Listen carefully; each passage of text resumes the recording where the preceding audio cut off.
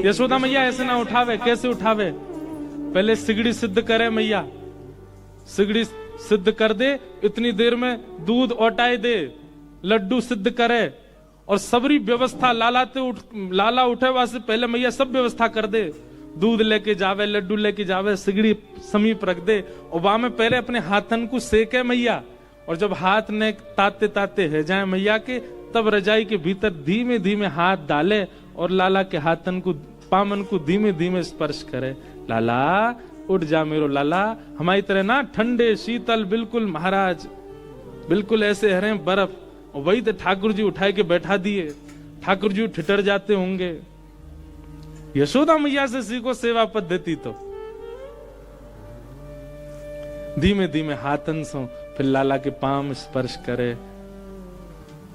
आजकल की मैयान की तरह नहीं नीचे तो ही चिल्ला रही हैं, उठ जा सुबह है गई है अभी तक सो रहा है। हमारी मैया भी चिल्लाती कभी कभी बैठी। यशोदा मैया तो बड़ो भाव रखे, सबन की मैया यशोदा ही है। ठाकुर जी भी कभी कभी डांट खामे, सुबह सुबह ऐसा ना है। कई बालक बड़े विचित्र हैं, वो लीलान को सुन के अपनी मैयांती के देखे क्या कह रहे हैं महाराज जी, आप कैसे उठाती हो हमको सुबह, ऐसे उठाए करो, हाथ वाथ गर्म करके इत्र वित्र लगा के आए करो। अरे मेरे राज दुलारे उठ जा।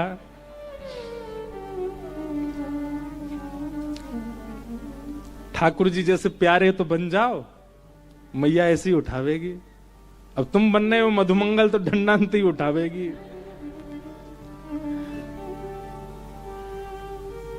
ठाकुर जी उठ गए, पर उठे हुए ठाकुर जी भी ऐसे रजाई नए घटा में अपने आंखन के आगे थे। मैं उठूंगा तो मैया तुमको कहा देगी? अच्छा या में भी शर्त चाहिए लाला, कछु दूंगी तो ही उठेगो, नहीं तो नहीं उठेगो ना। मैया पहले बता मुझको कहा देगी? तेरे कारण श्याम सुंदर, तेरे कारण श्याम सुंदर, मैं नई मुरलिया ली हूं लाला, नई मुरलिया। लाला देख तेरे काज नई मुरली लेके आई हूं मैं। और जैसे ही मुरली को नाम सुनो, सोई ठाकुर जी ने रजाई दूर कर दी, उठ के बैठ गए। और बैठ करके मैं कहां है मेरी मुरली कहां है? जैसे ठाकुर जी उठ के बैठे, मैया ने मुख से दूध लगायो, लड्डू खवायो, लई आरती उतार दी, है गई मंगला। उठ गो लाला, अब चल बैठो ही रहे। रजाई वजाई सब उठा के ले गई। ऐसे उठे ठाकुर जी। तो भोर के श्रीनाथ जी ऐसे लगे कि वास्तव में आलस में है भाई। श्रृंगार के बाद ठाकुर जी लगे नवे धुवे बिल्कुल राज दुलारे बन के आए हैं। उत्थापन में ठाकुर जी के अनुभव होवे, गैया चरा के आए हैं, गौ रज लगी हाथन में, गौ रज लगे मुख पे। और शयन में ऐसा अनुभव होवे कि ठाकुर जी के नेत्रन में नींद भर आई है। अगर ये भावना आपकी उत्पन्न है रही है ठाकुर जी के दर्शन में नित्य नूतन नित्य नवीन, तो समझो ठाकुर जी ने आप पे कृपा करी है। कृष्णदास जी की जो पंक्ति है, सजल श्याम घन वरण लीन है, जाकू ठाकुर जी वर्ण कर लें, जाकू ठाकुर जी स्वीकार करें, वही को ही ये अनुभव ऐसा सके, सबको नहीं। हमारे नाना जी कहो करते, लाला मैंने कि नाना जी श्रीनाथ जी कैसे दिखे? तो बोले लाला पहली बार जैसे ही मैं मंदिर गयो तो देखते ही ऐसा लगी जन कौन ग्वारिया को ने 100 बालक खड़ो सामने। यूं लगी नहीं कि कोई पाषाण है, कोई मूर्ति है, कोई धातु है, या कोई मंदिर के ठाकुर जी हैं। ऐसी लगी कोई बालक खड़ो सामने। श्री जी बाबा लगे ऐसे ही हैं।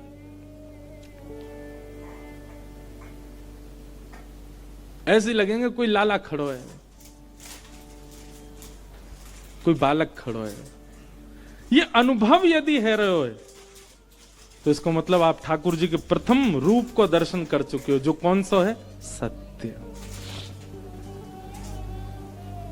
चित्रा सखी को ठाकुर जी ने खूब सारे दर्शन कराए। मैया जैसे रूप को वर्णन करे, ठाकुर जी वास्तव विपरीत रूप धारण करके चित्रा सखी को दिखावे।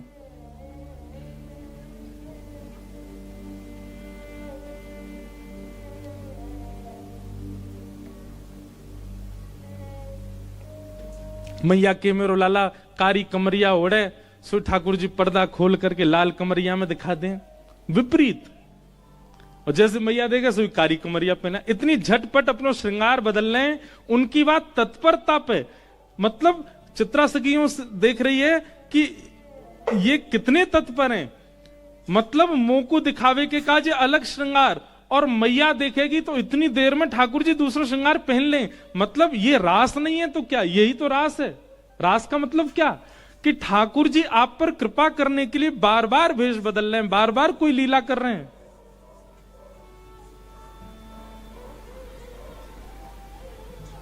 चित्रा सखी तो आनंदित है।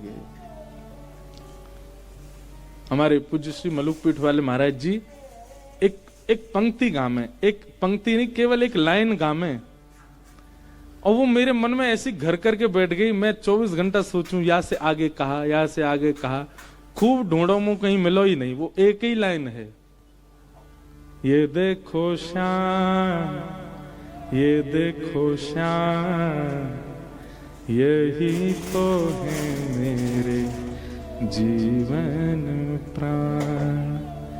ये देखो श्याम, ये देखो श्याम, यही तो है मेरे जीवन प्राण।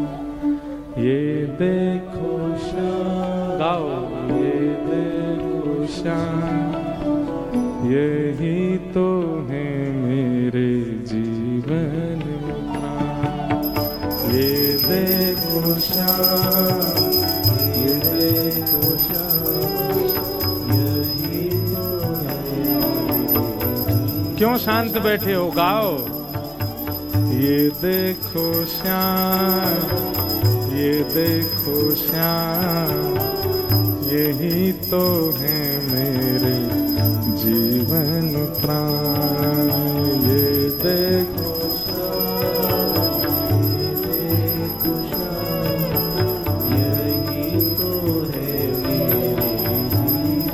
देखो, झूठ क्यों बोलूं, एक बात अपनी अंतरंग एक बात बताता हूं आपको। मुंह को कई सारे भाव ठाकुर जी की लीला के या कोई पद लिखवे को भी, ये सब भाव पता कब आ मैं, जब मैं स्नान करवे जाऊं, नहाते नहाते आ मैं।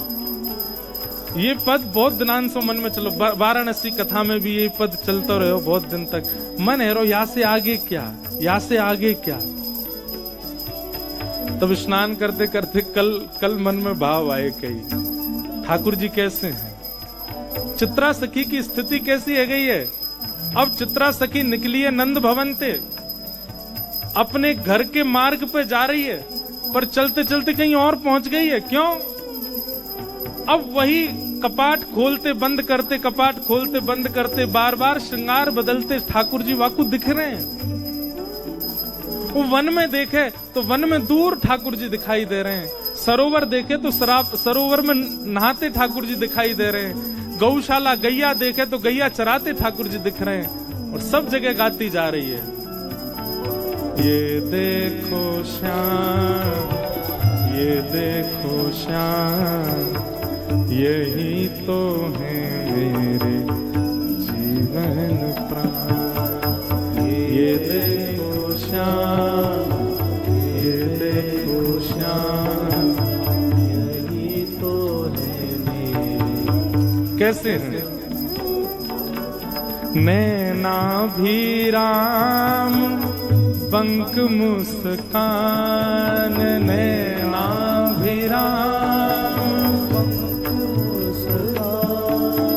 नैना भी राम, पंख मुस्कान, नैना भी राम, पंख मुस्कान। हे बोह मरोड़ लजावत काम, बोह मरोड़ लजावत काम। कैसे हैं ठाकुर जी? नैनाभिराम, नेत्र कैसे हैं? नेक कटाक्ष ठाकुर जी कोई के प्रति कर लें। एक बात याद रखियो, श्री ठाकुर जी के नेत्र कैसे हैं? कभी अगर ठाकुर जी सामने आगे कैसे पहचानोगे? जिनके नेत्रन को ये अंतिम छोड़ ने कानन की तरफ ज्यादा जा रहे हो, समझ जाइयो ठाकुर जी हैं, जिनके नेत्रन को ये अंतिम छोड़ पीछे तक खिंचो जा रहे हो। और सुनो, क्षमा मांगते भय, भारत के पड़ोस में एक देश है, वहां के लोगन की भी आंख ऐसे जामे, उन्हें मत सोच लियो पर उनकी आंख तो छोटी छोटी है जाए, पर ठाकुर जी के तो कमल जैसे दल हैं, बड़े बड़े नेत्र हैं, और बड़े बड़े नेत्रन में भी जो ये कटाक्ष हैं, ये ऐसे पीछे की ओर जा रहे हैं। हमारे श्री जी बाबा को देखो, गिरधर लाल जी के तो कैसे नेत्र ऐसे पीछे को जामे, यही को कह रहे हैं।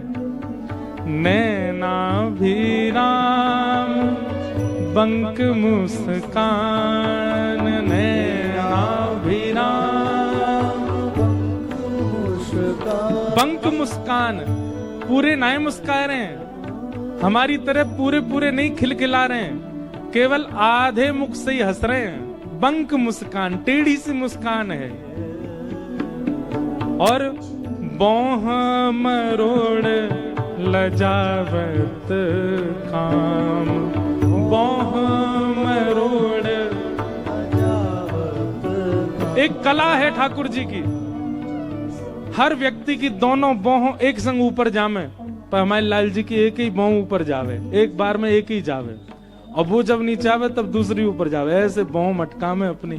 और जैसे ही ठाकुर जी अपनी बोह ऊपर करें, पूरे विश्व को अपने ऊपर आसक्त करवे वारो कामदेव वही समय मूर्छित है के गिर जाए ठाकुर जी के रूप पे।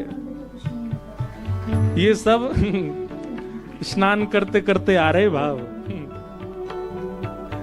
नैना भी राम बंक मुस्कान, नैना भी राम बंक मुस्कान, बोह मरोड़ लजावत काम, बोह मरोड़ लजावत काम, लीला भिरान प्रेम निधान, यही तो है मेरे सुंदर श्याम।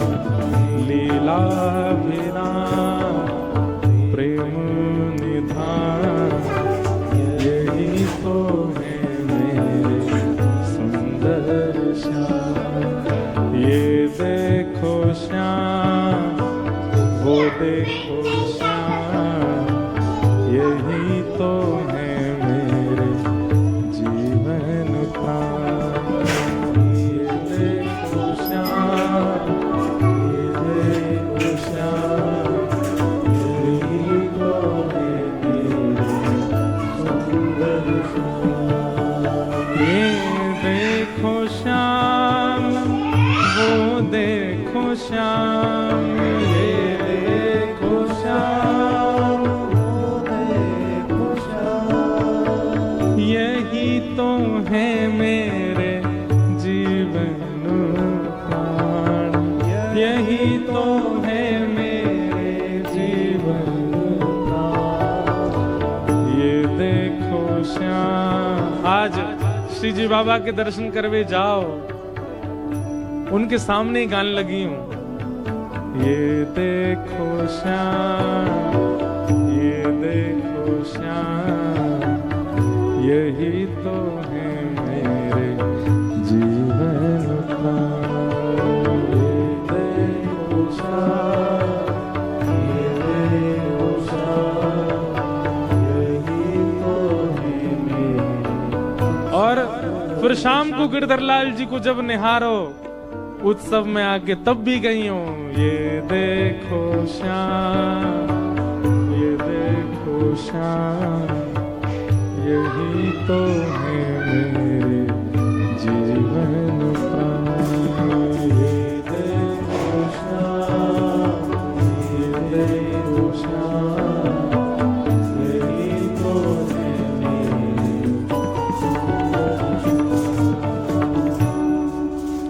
सच्चिदानंद रूपाय, भगवान का पहला रूप कौन सा है? सत्य। और सत्य रूप का जब आप दर्शन करेंगे तब ऐसी स्थिति हो जाएगी जो अभी हम सुन रहे हैं, चित्रा सखी की स्थिति, कृष्णदास जी की स्थिति, उस नृत्यांगना की स्थिति, सूरदास की स्थिति। अगर असद रूप का दर्शन, असद रूप ही चित्त में विराजमान है तो अपने आर्त समझ आएंगे ठाकुर जी के आगे जाके, अपनी पीड़ा याद आएगी, पारिवारिक पीड़ाएं याद आएंगी ठाकुर जी के सन्मुख जाके। पर ठाकुर जी अगर सत्य रूप में विराजमान हो गए होंगे तो ठाकुर जी के सन्मुख जाते ही यही तो है मेरे जीवन, बाकी सब भूल जाओगे। और सत्य स्वरूप चित्त में विराजेगा कैसे? केवल सत्संग की कृपा, केवल गुरु कृपा, सत्संग और गुरु कृपा। हम आपसे स्पष्ट कह रहे हैं, भजन बल, तप बल, व्रत बल, परिक्रमाओं का बल, इन सब बलों से कई गुना ऊपर है सत्संग का बल। आप सत्संग नित्य किया करो। हम कुछ नहीं करते, हम ज्यादा नियम नहीं है हमारे, पर एक ठाकुर जी कृपा है कि नित्य सत्संग हो रहा है। इस सत्संग से ही बहुत कुछ अनुभव हो जाता है जीवन में। हम औरों की क्या आपको बताएं कि इससे ये होगा, इससे, सत्संग से सब कुछ संभव है। तो सत्य स्वरूप का यदि दर्शन करना है, सत्संग करो, नित्य कथा सुनो। और देखिए, एक आध दो कथा सुनकर के आप व्याकुल हो जाते हो, ठाकुर जी कृपा क्यों नहीं कर रहे, हम पिछले 6 महीना से खूब कथा सुन रहे हैं, खूब सेवा कर रहे हैं, खूब नाम जप। अरे समय दीजिए, इतनी तीव्रता, इतनी जल्दी क्यों है आपको?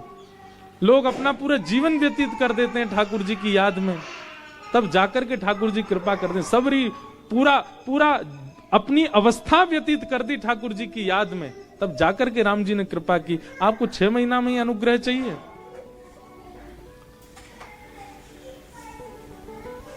श्रम आप करो, फल ठाकुर जी पर छोड़ो। जब आपकी इच्छा हो ठाकुर जी दे दी।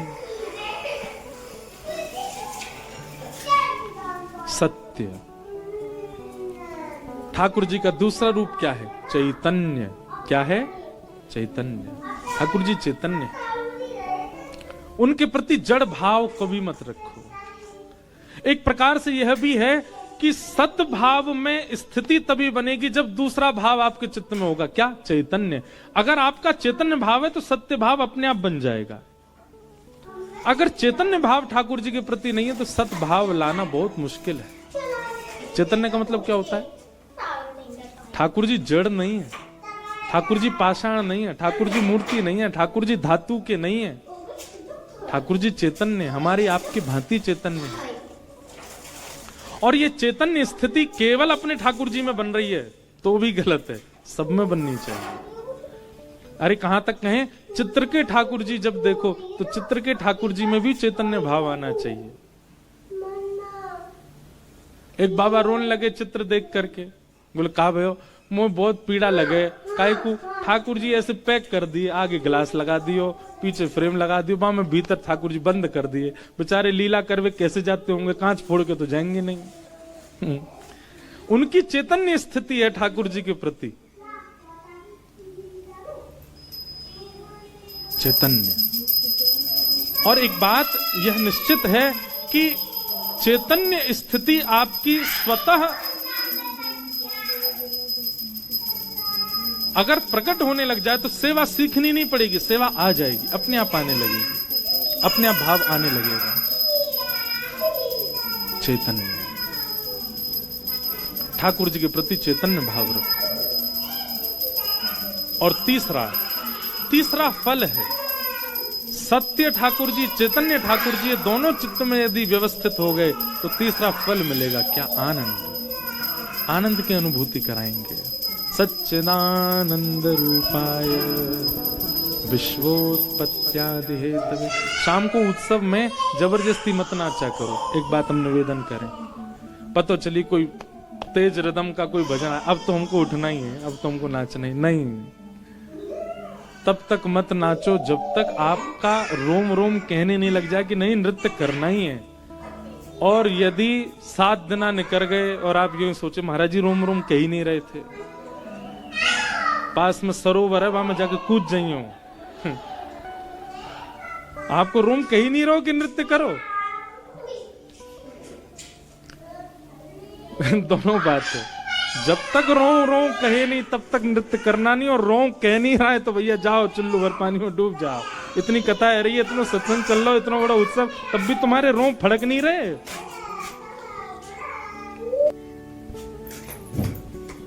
आनंद, ये आनंद कब प्रकट होता है? जब सत्य और चैतन्य स्थिति ठाकुर जी की चित्त में आ जाती, तब आनंद। हमारे गुरुदेव कहते हैं, सत्य परमात्मा को जिस दिन चैतन्य मानना प्रारंभ कर दोगे, उसी दिन आनंद प्रकट होने लग जाएगा।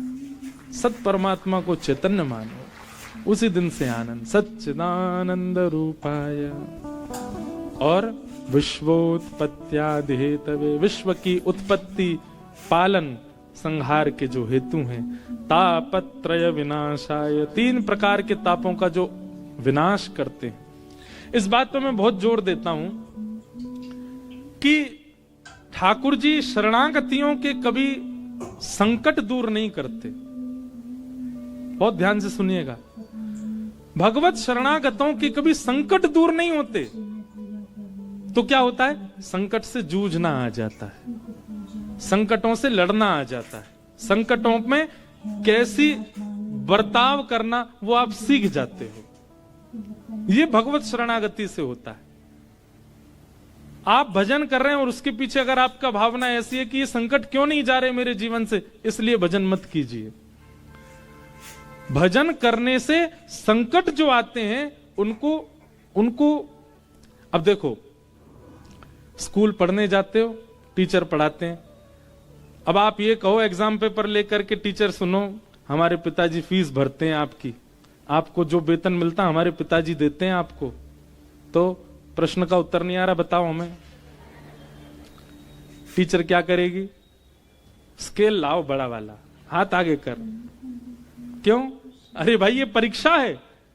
इसका मतलब ये थोड़ी है कि तुम हम यहां पे ये कहोगे हमारे पिताजी वो देते हैं तो हमको उत्तर बताओ। परीक्षा तो देनी ही पड़ेगी।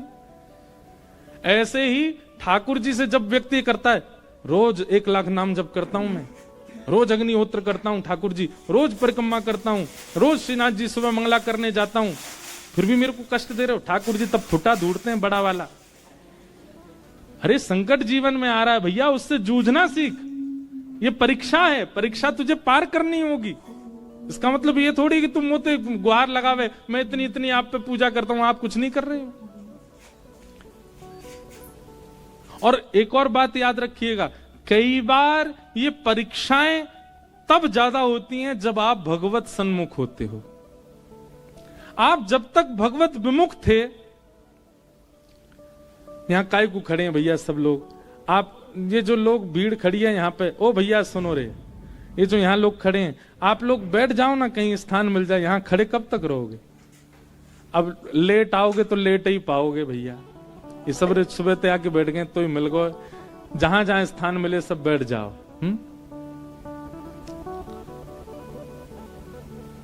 सच्चिदानंद, हाँ, तापत्रय विनाशाय।